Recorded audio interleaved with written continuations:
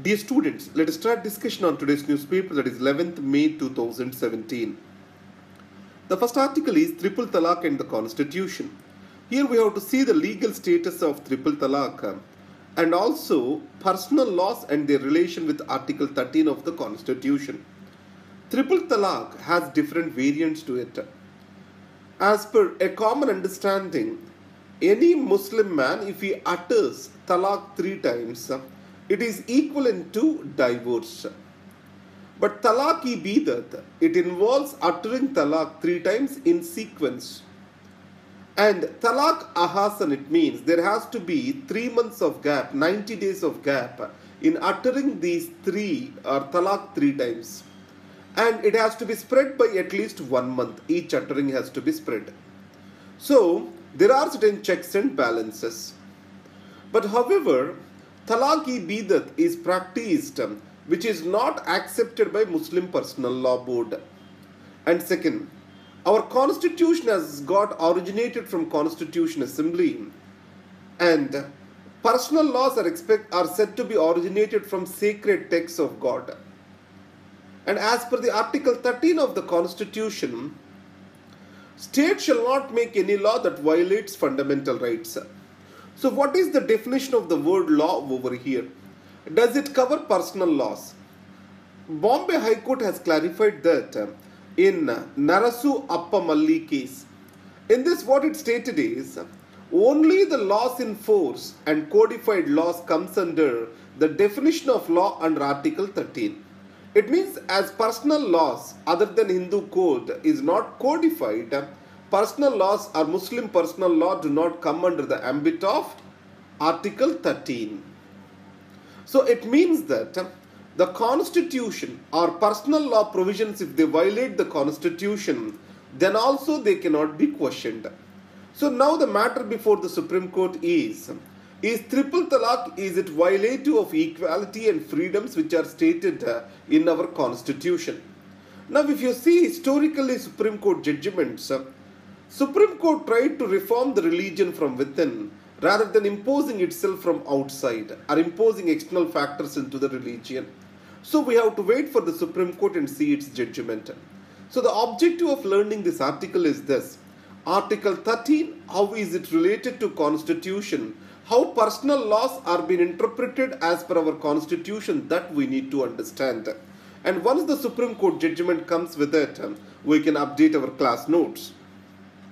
The next is navigating the Silk Road. You know that the China has undertaken grand interconnectivity project which is called One Belt One Road Initiative. So this One Belt One Road Initiative, it is connecting the Asia with Europe. So till now India did not endorse it, stating the sovereign challenges.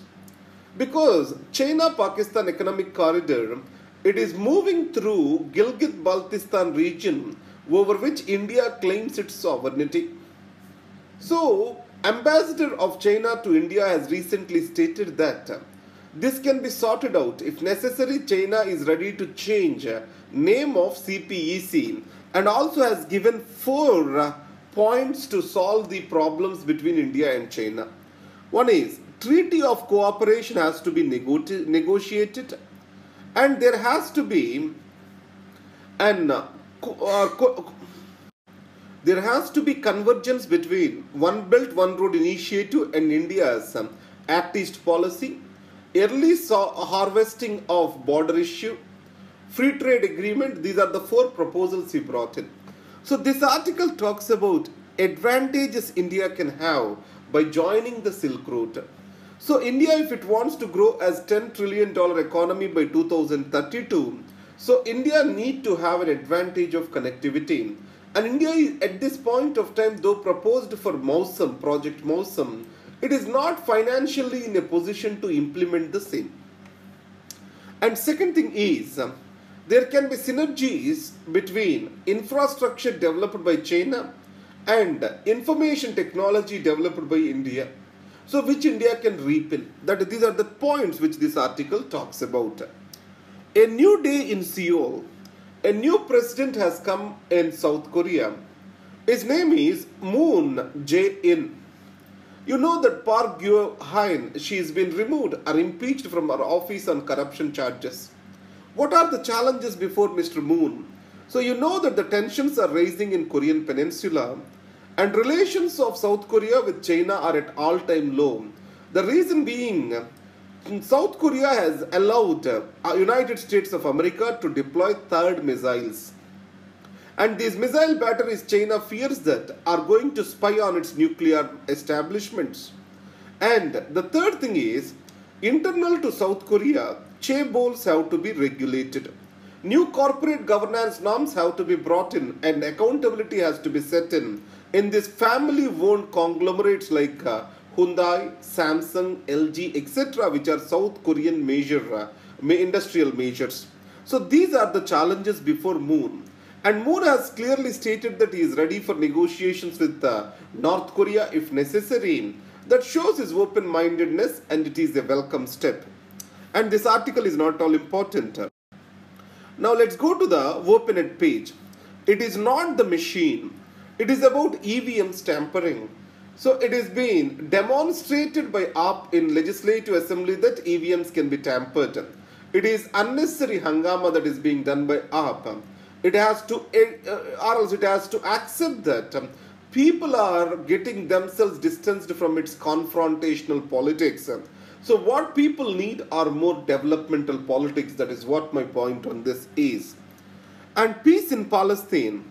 So recently you have read that Hamas has given a new policy statement.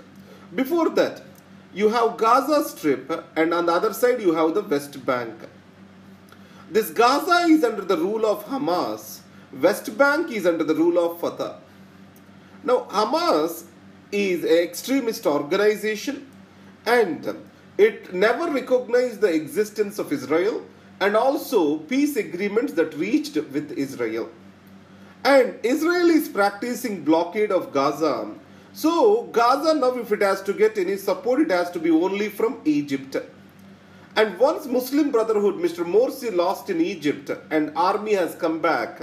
So Hamas is not stressing on its agenda in correlation with Muslim Brotherhood because Saudi Arabia is also antagonistic to the agenda of Muslim Brotherhood. So in its new policy, what it states is, it is ready to recognize the boundaries of Palestine as per 1967 stated agreement. Now in this context, it means it is also indirectly accepting the existence of Israel.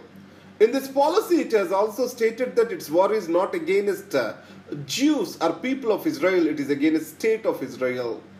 So there is softening of the tone of Hamas. That is what is this article talking about. Marching away from extreme.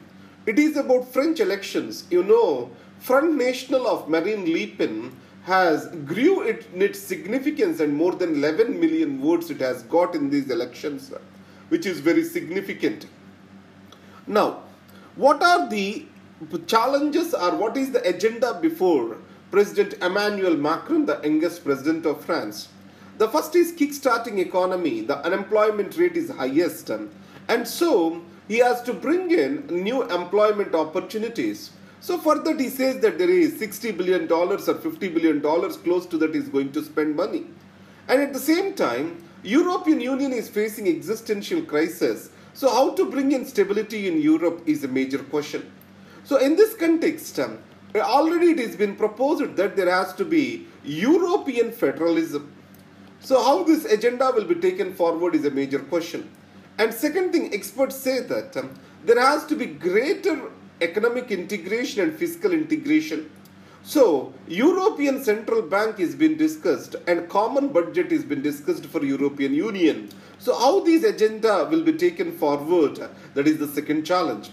The third is to implement the reforms, especially the labor reforms and pro-industrial reforms. Support of the parliament is necessary and he has to win majority of the seats in the June elections, which is an immediate challenge before him. So these are the points this article covers. But are they important for us from examination point of view? Not at all. Then let's go to the news page. Here again, FCRA Act is in discussion. So if you take funds to parties, government may amend FCRA again. So As per the FCRA Act originally, political parties are not expected to receive foreign funds. But Congress, BJP and all the political parties are availing the foreign funds. So in this context, FCRA is being amended and retrospectively applied. So it means it is being in force, the amendment is in force from 2010. In this foreign donations, the word foreign, this definition is changed. If any company, Indian company has got foreign investments, as per the FDI norms of India, that do not come under the definition of foreign company. But most of the parties, large parties, that is Congress and BJP, they have received the foreign funds even before 2010. So it means another amendment is required for FCRA to tackle this issue in the court. And then let's go to the next page. The multi-drug resistant TB is on rise in India. You know that India is the tuberculosis capital. As multi-drug resistant TB is on rise, then India's targets to overcome the existence or eliminating the disease by 2025, which has been aspired, is not going to happen. And the cost of the treatments is also expected to go up, as second-line drugs for TB are very expensive. And what are the reasons for the multi-drug resistance in India? You need to focus on that. And then India protests against Canadian PM's presence at Khalsa Day. So over and above that, when Defense Minister of Canada has visited India, Indian Finance Minister has raised his voice on this participation of leadership on Khalsa Day, and which it was clearly conveyed that was not acceptable to India. So in this, for post-independent India, remember the Golden Temple, that is Operation Blue Star, Bhindranwale and crisis in Punjab, terrorism in Punjab, demand for separate Khalistan or Khalistan movement in Punjab. These are critical for our post-independent India learning in us. Now, coming back to business, SoftBank suffers 1.4 billion losses in India. So all is not green with startups in India. SoftBank has invested in Vola, Snapdeal, and finally it has led to a write-down of $1.4 billion, which is huge. And Apple tops with 800 billion market cap.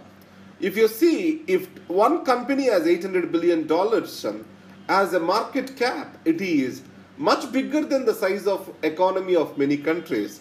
That is the power of the global capital today.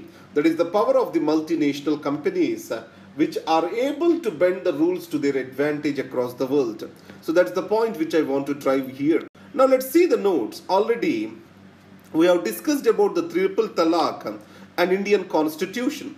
What are the things we need to focus over here? Article 13 and how is it related to personal laws in India? How Indian constitution and personal laws, they are coming in conflict with each other.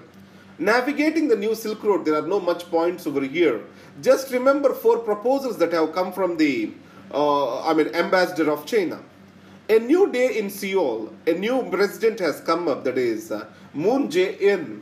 So the major challenge before him is related to THAAD missiles, easing of tensions in Korean Peninsula, and regulating the chaebols and bringing in corporate governance in these chaebols, which are family-owned business in South Korea. And then, so peace in Palestine, it is about the Hamas changed policy towards Israel. So these are the articles for today. Thank you very much and all the best.